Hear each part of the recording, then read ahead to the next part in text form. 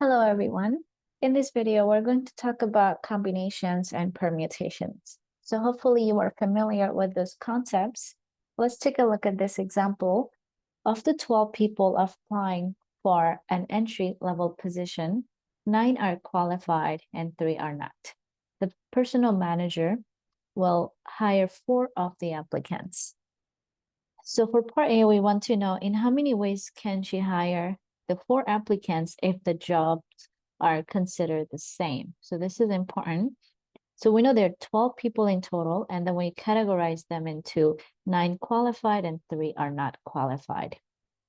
So let's think about it this way. So you imagine you have 12 group of people, and we're categorizing them to be 9 qualified and 3 that are not qualified. All right, so now we want to know how many ways can she hire 4 applicants for the same job. So it doesn't matter which 4 we select. So therefore, for part A, it's going to be combination. So of the 12 people, again, it doesn't matter which category we're choosing from. So we're going to have 12 choose 4. So that will be for the first part. And then you can insert this in your calculator if you have one, or this is same as 12 factorial over 12 minus 4 factorial, that's 8 factorial times 4 factorial. So I'm using the formula to evaluate this. And then once you put this in your calculator, you'll get the number 495. So 495 ways she can do this. For the second part, we want to know how many ways can she hire 4 applicants that are qualified. Now we're categorizing. So we want to choose from this group of people qualified. Again, it could be any 4 from that particular group. So that's our total number in this case. So it'll be 9 choose 4. So that will be the setup. Again, this evaluates to 9 factorial over 9 minus 4. That's 5 factorial times 4 factorial. And then once you evaluate this, you'll have 126 ways to do this. For the next part, we want to know in how many ways can she hire at most 1 unqualified applicant. Now we're going to separate this into 2 different scenarios. So we want to hire at most 1.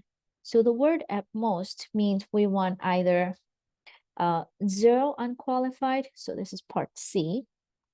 So think about it, if you want at most 1 unqualified, this means that we want either 0 unqualified or so plus 1 unqualified. So that's how you're going to set this one up.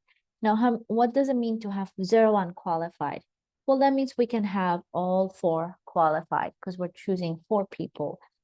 So another way to say this is to 4 qualified people. How many ways can we choose them? Well, there are 9 qualified, so 9 choose 4.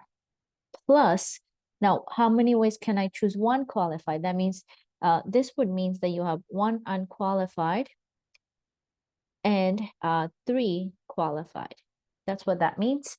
So how many ways can I choose 1 unqualified? Well, there are 3 of them. So this will be 3 choose 1 times, then I need to pick 4 people. So I already picked 1. I have 3 more to go. So from the group of 9 qualified, I'm going to pick the remaining 3. So that's how you will set up this part. So this would mean that at most 1 person is unqualified. So now if you evaluate this, we're going to use the calculator. So 9 choose 4, well, we already know what this is. That's the answer to our previous part. So we know that's the number 126. So we got 126 plus 3 choose 1, that's 3. 9 choose 3, if you evaluate that, that's going to give you 84. And then if you multiply these, this is 126 plus 252. Add them up, you'll have 378. So that's how many ways the manager can choose at most 1 unqualified applicant. The last part of this problem is to determine in how many ways can she hire 4 applicants if the jobs are not the same. So that means if she's picking 4 people, whatever position the first person have, the next person will have to have a different position. So that's what we mean by jobs are not the same. So that means for part D, we want different jobs. So that means ordering is important, so it becomes permutations. So you could also think about it this way. So you have 4 people you're going to select. So you have 12 group of people. So for the first position, you have 12 to choose from. For the second position, now you have 11 to choose from because you already gave 1 position to someone. Then you have 10 more for the next, and then 9 for the last one, which is same thing as permutation. This is same thing as 12, pick 4. This will evaluate to 12 times 11 times 10 times 9.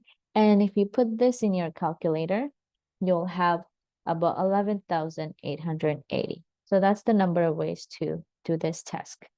All right, I hope this makes sense. Take care, everyone.